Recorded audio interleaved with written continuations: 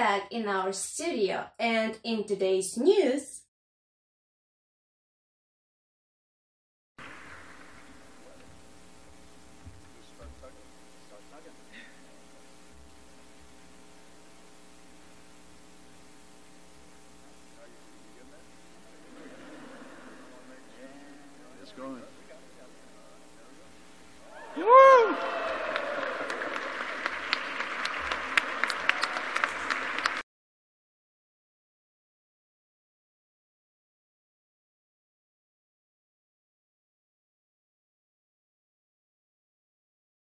Please stop killing Mnyamulenge in Minembwe.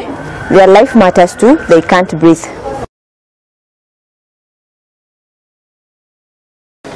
Mimi ni Mkenya, nasimama na Wanyamulenge. Mauaji ya Wanyamulenge lazima ikomeshwe. They can't breathe, hawezi kupumua.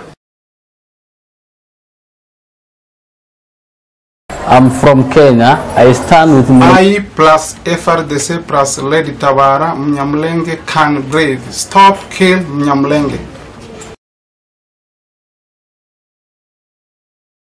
Mnyamulenge ka binamu kisit argamani baya jefamaa jirani. Please takkataane wajjin haa dhaabbannu akka lubbuun isaanii hin baane nutis waliin dhaabbanne ajjeefama irraa haa dhaabbachiisnu tokko taaneeti.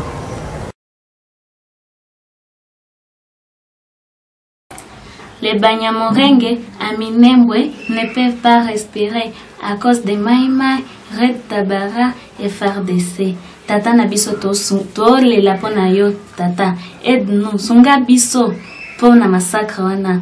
Tata, pour massacre wana eza nini? Ko banda pa ba grand-parents na biso, ti biso bana moketo okufa kaka. Tozangi nonsa tata. Sunga biso tozangi nonsa.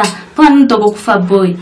Ebisa tabi yeme bisa tayo moko tata songa biso tozana ozno biso na mboka na biso tozo kufa tozafanda kana zamba pona nini to fanda na zamba totiki bandako na biso tozo bazobo mabiso mabe bao bio mabiso ba grand-parents na biso pona nini.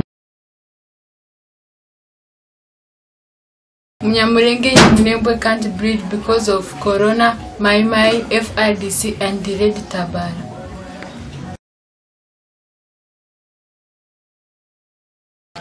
Tusaidie kusimamisha mauaji yanafanyiwa Banyamulenge. Minembwe hawapumui.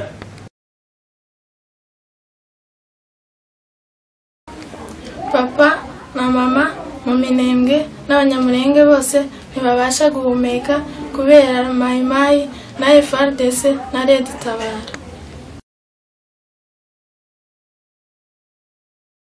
Please stop killing Mnyamulenge. They can't breathe.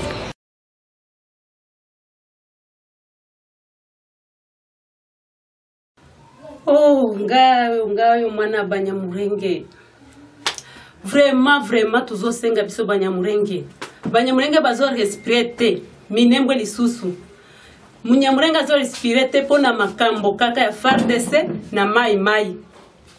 Biso tuza Banyamulenge tozole ya kombo na biso ya Banyamulenge ndeko. President na biso Kiseketi wa Mulumba tozole la pona yo papa. Tuzola po sunga biso pona makambo tuzomona souffrance ya Minembwe. Baba na biso baza souffrance. Tuzadi susu na eloko te ya kolea. Kaka tuzofanda kaka na nzamba po tukomi batu kaka ya souffrance biso Banyamulenge. Tosenga yo toyeba soki biso tuza ba Congolais, soki tuza ba Rwandais, soki tuza étranger toyebite. Me biso toyebi tobotami na Congo. Papa, Kiseketi uza wapi? Wa Mulumba ukenda wapi papa? Tosala nini tosenga yo nini biso? Biso bana Banyamulenge, toyebi yo za president na biso. Tozolela pona yo papa, tokende wapi biso? Tobima Congo tokende wapi? Titi wa Mulumba Kiseketi. Yo ndeko na biso, papa na biso, president na biso, Congolais 100%. Tokende wati, tomi bomba pona yo. Tuza souffrance, tuza na soni, tuza tambla kaka, mboka ya batu. Tuzo kima chaque jour, tuza desika kofanda te. FARDC sunga biso te. FARDC zo bomba biso Banyamulenge. Tokende wapi papa? Ebisa biso soki tuza Banyamulenge te, soki tuza ba Rwandais, soki tuza batu ya wapi, toyebite soki tuza ba étranger. Kiseketi wa Mulumba. Yo papa, tosenga yo pardos. Limbisa biso Banyamulenge, tozonga esika na biso Congo papa. Kaka tuzotamba totambola kaka tozoyeba tolala wapi, tozoyeba kaka tokolia nini, tozoyeba soki tolila tomiboma Kisekedi vraiment uza nazolila kaka kine nakoma kine namona yo na miso nga mwana bakongo naza congolaise 100%. papa nanga Munyamulenge, mama nanga Munyamulenge, nga pe congolaise 100%. natanga epa na biso Congo, nali epa na biso, nakoli epa na biso. Kisekedi tuzoyeba tokende wapi papa, tokimila wapi parto Kisekedi limbisa biso, sunga biso maimai zoboma biso chaque jour. FRDC na yo kaka sunga biso eloko te Kisekedi tokende wapi papa na biso. Nga naza congolaise nakende wapi, nakei nanga na miboma tikala kana Kinshasa na yo moko.